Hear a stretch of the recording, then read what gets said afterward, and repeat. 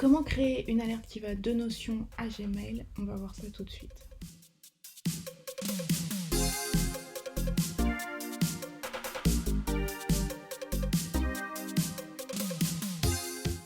Dans la revue trimestrielle de notre système MML, on aimerait qu'à chaque fois que l'alerte email soit cochée, on reçoive un email dans notre boîte mail. Pour cela, on va se rendre sur Make, qui est un outil d'automation. On va créer un nouveau scénario qu'on va appeler alerte dépenses, puis on va aller dans les modules d'application et aller chercher Notion. Ensuite, on va choisir l'option Search Object, puis on va connecter notre compte Notion à Make pour pouvoir lui donner accès. Si vous ne savez pas comment donner accès à Make sur votre Notion, j'ai déjà créé une vidéo sur Google Calendar qui vous permet de voir un peu comment on fait. On peut appliquer le même scénario pour nos alertes dépenses. Donc si vous utilisez un des templates finance, vous avez un statut qui s'appelle hors budget, qui est aussi une case à cocher automatique. Et donc dans ce cas, on va pouvoir utiliser, on va copier l'URL de la page pour aller la coller dans la database IT. Donc veuillez juste à bien prendre l'idée uniquement et ensuite on va aller chercher un filtre, donc le filtre formule hors budget, et si le texte est égal à la checkbox qui est true, donc du coup on va aller chercher l'opérateur checkbox qui se trouve un peu plus bas et on va aller choisir equals, et ensuite on a des options qui nous sont proposées par mail qui sont tout en dessous, les keywords true or false, donc on va les choisir true parce que du coup la case est cochée. Vous avez la possibilité aussi de limiter, mais là pour l'instant on va laisser comme tel parce qu'on en a qu'un. Donc on va lancer un test une fois et on va voir ce qu'il nous sort. Dans les résultats qu'il a trouvés, donc on a un événement qui a été créé le 19 novembre, on a les parents, et dans les parents, on a la database IT. Dans les propriétés, on va avoir tous les champs qui sont sur notre table. Donc là, on voit les statuts, etc., etc. Donc, comme on sait qu'on n'en a qu'un, ça ne sort qu'un seul élément, on sait que c'est celui du 19 novembre. Donc, il n'y a pas de doute sur le résultat du module. Donc, on va pouvoir passer à la suite. On va passer maintenant à l'ajout du second module, donc qui va être Gmail. Donc dans la recherche d'application, on va taper Gmail et choisir l'option envoyer un email. Ensuite, ce qu'on fera naturellement, c'est d'essayer de loguer notre compte Gmail à Make. Et c'est là où la difficulté arrive, c'est qu'il va falloir suivre un tutoriel fourni par Make pour pouvoir faire cette connexion, parce qu'avec les comptes Gmail, ça bloque un petit peu. Donc tout d'abord, on va donner un nom à notre connexion, qu'on peut appeler Gmail par exemple, et on va avoir une modale qui va s'afficher avec nos emails pour nous dire de nous connecter. Donc là, on va avoir un message d'erreur, et c'est là qu'il va falloir se connecter sur la page d'aide de Make. Malheureusement, le tutoriel est complètement en anglais et je ne pourrai pas vous montrer dans l'intégralité l'ensemble des actions à faire, mais il suffit juste de suivre pas à pas les indications pour pouvoir avoir l'ID et la key secret pour pouvoir faire une connexion réussie. De retour sur mon scénario, donc j'ai rajouté l'adresse à laquelle envoyer, je vais rajouter un sujet.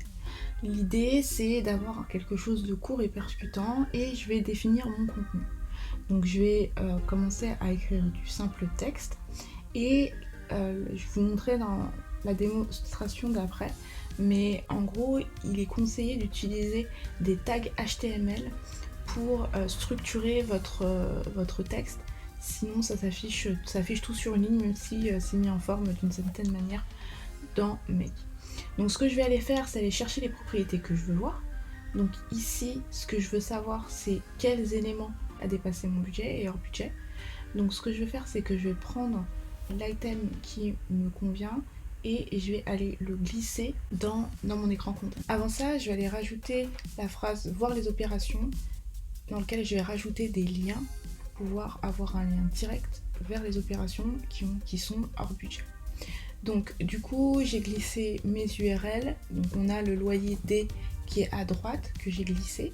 Et ce que je vais faire maintenant, c'est que je vais rajouter mes balises. Donc pour le texte, on va utiliser les balises ouvrantes et fermantes P. Pour faire un saut de ligne BR. Et je vais faire répéter ça pour la troisième ligne. Sans oublier de fermer. Et pour avoir le lien, ce que je vais faire, c'est que je vais rajouter la balise à href.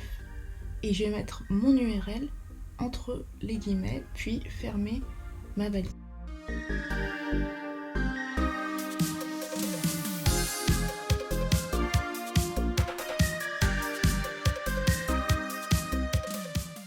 Je vais lancer une fois le scénario pour voir le résultat, et le résultat c'est que tout est bien structuré. Sur mon scénario de revue trimestrielle, j'aimerais pouvoir afficher uniquement les alertes email qui sont cochées. Donc ce que je vais faire, c'est que je vais rajouter un filtre avec la condition, la propriété alerte value et vrai. Donc on va faire la même chose que tout à l'heure. Je vais mettre true ici, donc les deux fonctionnent, qu'on choisisse directement le texte depuis Make, proposé par Make, ou qu'on l'écrive à la main. Et ensuite, je vais aller rajouter mes informations. Donc d'abord mon email, ensuite mon sujet, puis mon contenu. Dans mon contenu, je vais vouloir rajouter différentes informations. Donc déjà le texte, on m'explique quel objectif doit être revu. Ensuite, je vais rajouter la date de revue, puis la date de la prochaine revue.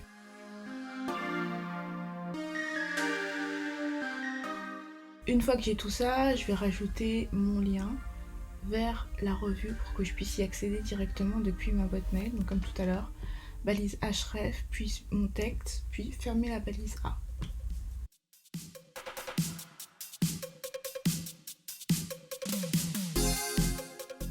Une fois que tout est bon, je vais cliquer sur OK, puis Run Once pour faire un test. Et là, j'ai un message d'erreur qui s'affiche. Donc ce message d'erreur peut arriver pour une raison ou pour une autre. Donc il faut simplement autoriser l'application Make à être autorisée. Donc pour ça, il faut aller dans le Checkup Sécurité et il vous suffit d'autoriser l'application pour pouvoir avoir une connexion efficace. Une fois l'application autorisée, on va relancer une fois de plus notre scénario pour aller voir le résultat. Et là, on voit que tout s'est bien passé, on a bien notre message avec les informations que l'on souhaite. Donc maintenant, on va regarder à quoi ça ressemble dans Gmail. Donc comme je l'ai dit tout à l'heure, on n'a pas de balise, donc du coup on a le texte qui s'affiche complètement sur une ligne. Donc il ne nous reste plus qu'à rajouter nos balises HTML, relancer notre test pour avoir le résultat final.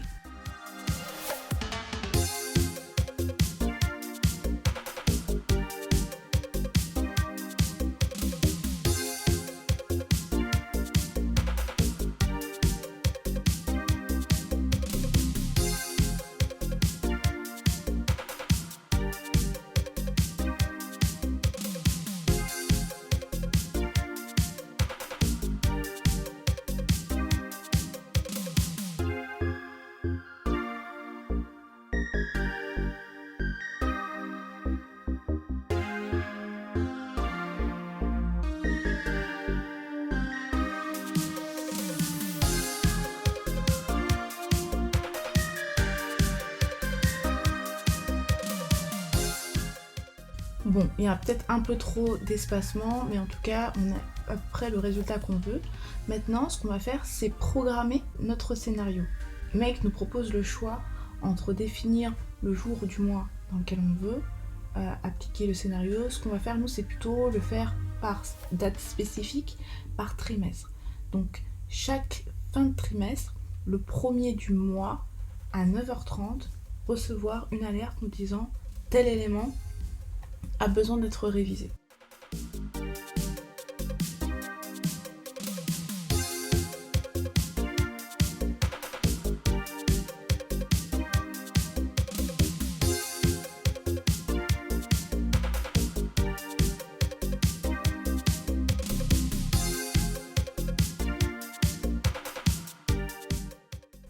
Lorsque c'est bon, on va pouvoir sauvegarder notre scénario et l'activer pour qu'il puisse être lancé comme programmé. Si vous avez aimé cette vidéo, n'hésitez pas à liker et vous abonner à la chaîne et je reviens très vite avec de nouveaux conseils productivité.